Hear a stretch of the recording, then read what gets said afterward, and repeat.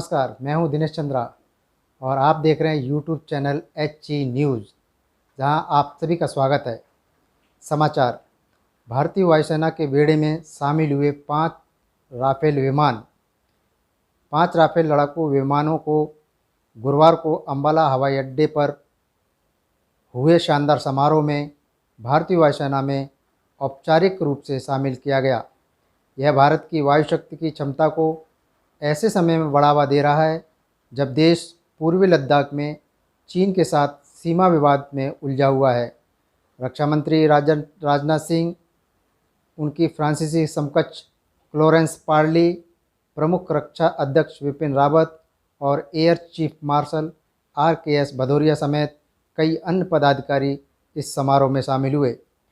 भारतीय वायुसेना के 17वें स्क्वाड्रन में राफेल विमानों को शामिल किए जाने के समय समारोह में पारंपरिक सर्वधर्म पूजा, पानी की बौछारों से विमानों को सलामी देने के साथ ही विमान द्वारा कई दिल थाम देने वाले करतब दिखाए गए। भारतीय वायुसेना ने एक ट्वीट कर इस नए विमान का अपने शास्त्रागार में स्वागत किया। फ्रांस की एरोस्पेस क्षेत्र की दिग्गज कंपनी दसॉल्ट एविएशन द्वारा निर्मित बहुभूमिका वाले राफेल विमानों को हवाई श्रेष्ठता और सटीक निशानों के लिए जाना जाता है। 5 राफेल विमानों का पहला जत्था 29 जुलाई को भारत पहुंचा था। इससे करीब 4 साल पहले भारत ने फ्रांस के साथ 59,000 करोड़ रुपए की लागत से ऐसे 36 विमानों की खरीद के लिए अंतर सरकारी समझौते पर हस्ताक्षर किए थे। रक्षा मंत्री राजनाथ सिंह ने 5 राफेल विमानों को भारतीय वायुसेना में शामिल किए जाने के उपलक्ष्य में रखे गए समारोह के जरिए पूर्वी लद्दाख में चीन की आक्रामकता पर उसे एक बड़ा संदेश दिया। उन्होंने कहा कि राष्ट्रीय सुरक्षा भारत की बड़ी प्राथमिकता है और वह अपने क्षेत्र को संरक्षित रखने के लिए दृढ़ संकल्प है। श्री सिंह ने कहा कि भारत की सीमा के आसपास बन रहे माहौल को देखते हुए राफेल विमानों का भारतीय वायुसेना में शामिल होना अहम है। राफेल विमानों को वायुसेना में औपचारिक तौर पर शामिल किए जाने के समारोह को संबोधित करते हुए उन्होंने कहा, यह पूरी दुनिया, खासकर जो भारत की संप्रभुता पर नज़र रखे हुए उनके लिए एक कड़ा संदेश है।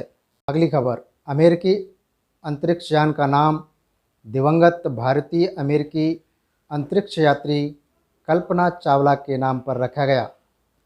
अंतर्राष्ट्रीय अंतरिक्ष केंद्र के लिए उड़ान भरने वाले एक अमेरिकी व्यावसायिक मालवाहक अंतरिक्ष यान का नाम नासा की दिवंगत अंतरिक्ष यात्री कल्पना चावला के नाम पर रखा गया है। मानव अंतरिक्ष यान में उनके प्रमुख योगदानों के लिए उन्हें यह सम्मान दिया जा रहा है। कल्पना चावला अंतरिक्ष में जाने वाली पहली भारतीय महिला थी। अमेरिकी वैश्विक एरोस्पेस एवं रक्षा प्रौद्योगिकी कंपनी नॉर्थरोप ग्रामेन ने घोषणा की कि इसके अगले अंतरिक्ष यान गेस का नाम मिशन विशेषज्ञ की याद में SS चावला रखा जाएगा। उनकी 2003 में कोलंबिया में अंतरिक्ष यान में सवार रहने के दौरान चालक दल के 6 सदस्यों के साथ मौत हो गई थी। कंपनी ने बुधवार को ट्वीट किया, आज हम कल्पना चावला का सम्मान कर रहे हैं। उन्होंने भारतीय मूल की पहली महिला अंतरिक्ष यात्री के तौर पर नासा में इतिहास बनाया था। मानव अंतरिक्ष यात्रा में उनके योगदान का दीर्घकालिक प्रभाव रहेगा।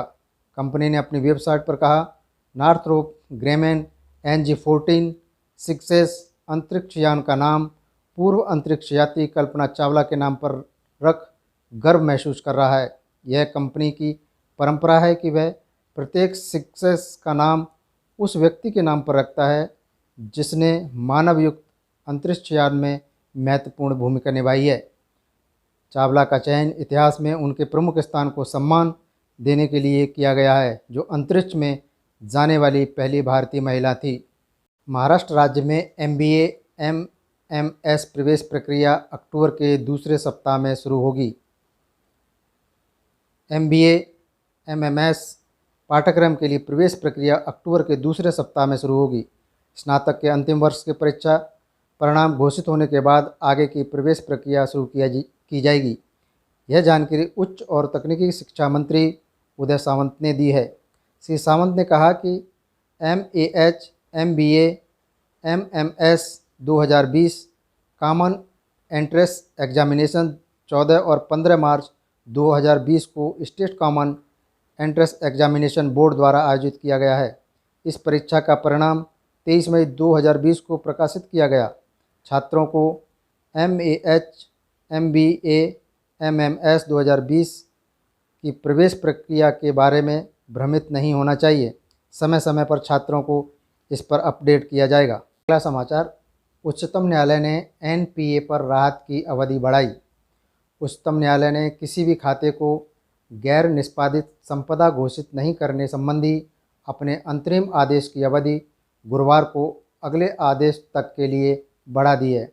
इससे पहले सरकार ने न्यायालय को सूचित किया कि कोविड-19 महामारी के दौरान मोरेटोरियम अवधि में ऋण भुगतान की किस्तें स्थगित करने पर बैंकों द्वारा लगाए जा रहे ब्याज के मसले पर उच्च स्तर पर विचार हो रहा है। शीर्ष अदालत ने केंद्र और रिजर्व बैंकों को अपना जवाब दाखिल करने के लिए 2 सप्ताह का समय देते हुए कहा कि इससे पहले इस बारे में निर्णय लिया जाना चाहिए। न्यायमूर्ति अशोक भूषण, न्यायमूर्ति R सुभाष रेड्डी और न्यायमूर्ति MR शाह की पीठ ने इस मामले को अब 28 सितंबर के लिए सूचीबद्ध किया है। पीठ ने उम्मीद जताई कि केंद्र और रिजर्व बैंक सभी मुद्दों पर सक्रिय होकर विचार करेंगे। पीठ ने स्पष्ट किया कि वह अंतिम अवसर दे रही है और इसके बाद इसकी सुनवाई स्थगित नहीं की जाएगी। न्यायालय कोविड-19 महामारी की वजह से घोषित मोरेटोरियम अवधि के दौरान स्थगित की गई किस्तों पर ब्याज वसूले जाने के खिलाफ दायर याचिकाओं पर सुनवाई कर रहा था।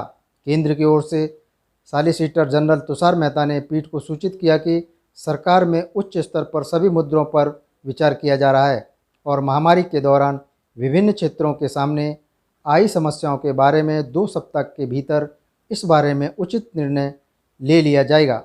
उन्होंने कहा कि सरकार सभी क्षेत्रों की समस्याओं पर विचार कर रही है और इसके लिए विशेषज्ञों की एक समिति गठित की गई है। पीठ ने मेहता से कहा कि स्पष्टता के साथ ठोस निर्णय लिए जाने चाहिए ताकि मामले की सुनवाई फिर नहीं टालनी पड़े। मेहता ने कहा कि याचिकाकर्ताओं ने पिछली तारीख पर जिन मुद्दों पर चिंता व्यक्त की थी उन्हें लेकर 2-3 दौर की बैठक हो चुकी है और इस पर विचार किया जा रहा है।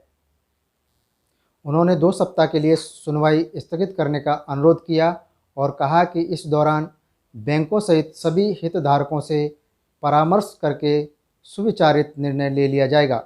बैंक एसोसिएशन की ओर से वरिष्ठ अधिवक्ता हरीश साल्वे ने कहा कि प्रत्येक कर्ज लेने वाले के बारे में मानक और दिशा निर्देश जारी करने होंगे।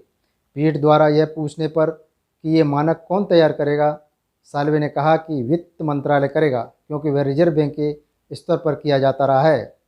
क्रेडाई की ओर से वरिष्ठ अधिवक्ता कपिल सिब्बल ने कहा कि वर्तमान कर्ज के पुनर्गठन से 95 कर्जदारों को राहत नहीं मिलेगी। उन्होंने मोरेटोरियम की अवधि बढ़ाने पर सुझाव दिया।